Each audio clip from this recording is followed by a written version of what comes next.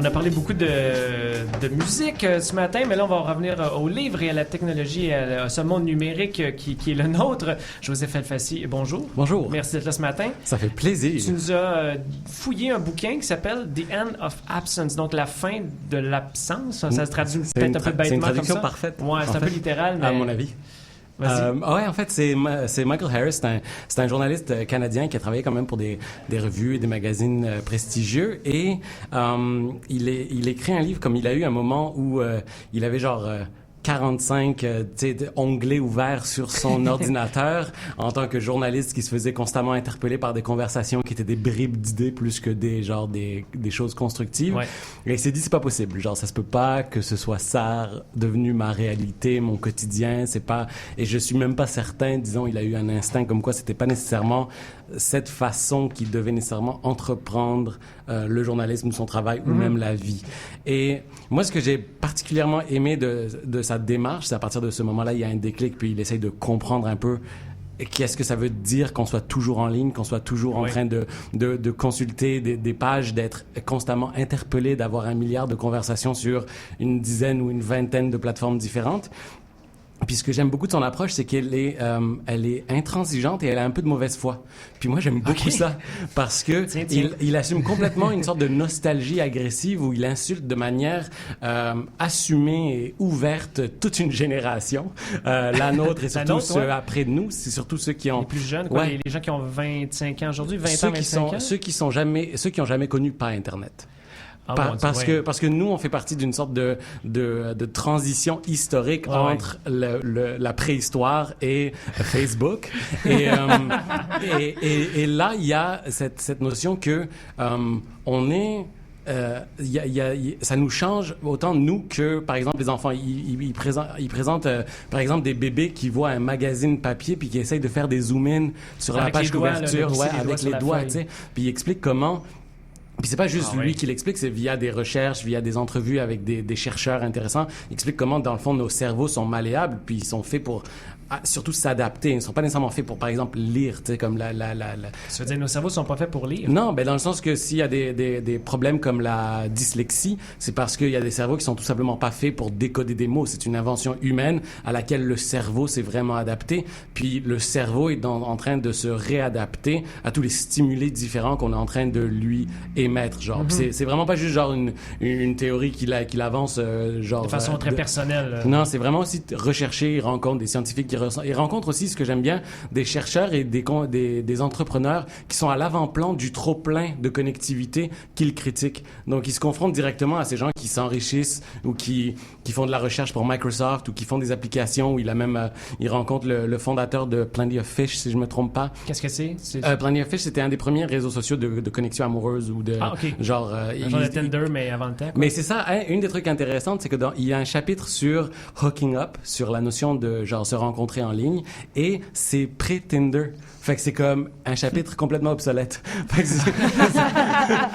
vraiment, dans le sens où est-ce que ça a vraiment tout changé, quoi? Ou... Je pense parce qu'il parle surtout de Grindr, puis ensuite de certains autres sites web, mais je pense que les Tinder, puis les Happn, puis même maintenant les nouvelles fonctionnalités Facebook de ce monde ont réellement changé la donne en termes de rencontres humaines, parce que Grindr reste marginal en termes de pourcentage de la population atteinte par la chose.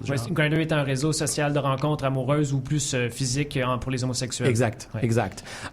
Et donc, il essaye, et ça, c'est ce que j'aime aussi, parce que moi, je suis un amateur de l'échec, puis il essaye de se déconnecter pendant comme 1 mois pour essayer d'avoir une épiphanie, et il en a pas. Puis moi, j'aime beaucoup ça. Parce que c'est vraiment la tentative, surtout, d'essayer de comprendre comme le choix qu'on fait, parce que ce qui est fou avec la technologie en ce moment, c'est qu'elle nous est présentée de manière extrêmement docile et naturelle.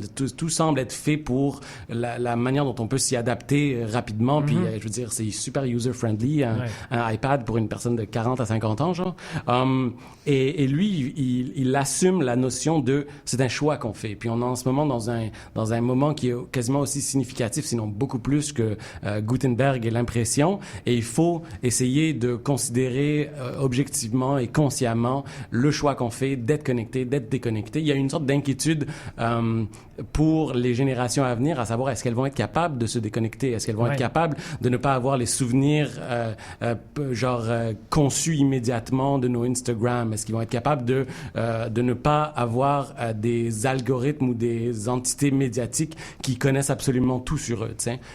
Puis je pense qu'il y a cette ouverture vers la déconnexion qui est super intéressante. Puis en tout cas, moi, c'est un livre que j'ai apprécié parce que il est autant lyrique et nostalgique et poétique que basé dans le réel et dans l'échange avec des professionnels qui sont là puis qui sont à l'avant-plan de ce monde qu'on est en train de voir en train de changer. Et c'est ça, c'était une belle lecture. Donc lui, il veut pas changer ce monde-là dans le fond. Il veut pas dire OK, il faut qu'on décroche, il faut qu'on arrête. Il dit allons-y, continuons. Il reconnaît les mérites inévitables de la chose, comme le fait qu'on a besoin de se rappeler de moins en moins d'informations inutiles comme des numéros de téléphone ou des recettes ou des chiffres historiques, mais en même temps, il y a les inquiétudes duelles qui viennent avec, ces avantages, comme à qui on se fie pour ces informations-là. C'est vraiment la notion de la centralisation de nos connaissances collectives sur un nuage, puis nous, on devient l'être humain nu, mais constamment connecté à l'autre. Et...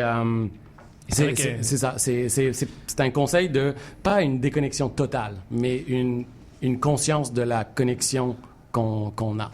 Ce que tu racontes du livre, ça me rappelle,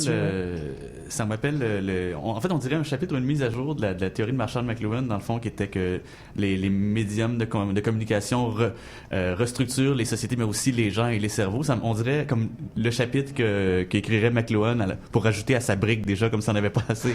Est-ce que je me trompe? Est-ce que ça non, pas du tout. Il cite souvent Marshall McLuhan. Il y a vraiment dans le concept, le classique de The Medium is the Message ou quoi que ce soit, mais il va un peu plus loin aussi dans les théories de Marshall McLuhan et il les adapte, disons, à une technologie qui était pas là, mais qui suit un peu les principes quand même de comment l'humain s'adapte aux nouvelles technologies qui lui sont présentées. Ça s'appelle donc The End of Absence. Le nom de l'auteur, c'est quoi? C'est Michael Harris. Et ça se trouve donc en format plus flexible et moins nécessairement des gros trucs, alors ça se transporte bien dans un sac? Ouais, en lecture ça dans le métro? super vite, c'est assez fort sympathique. J'imagine qu'on peut l'avoir sur iPad aussi. Ça serait la moindre des choses, il me semble.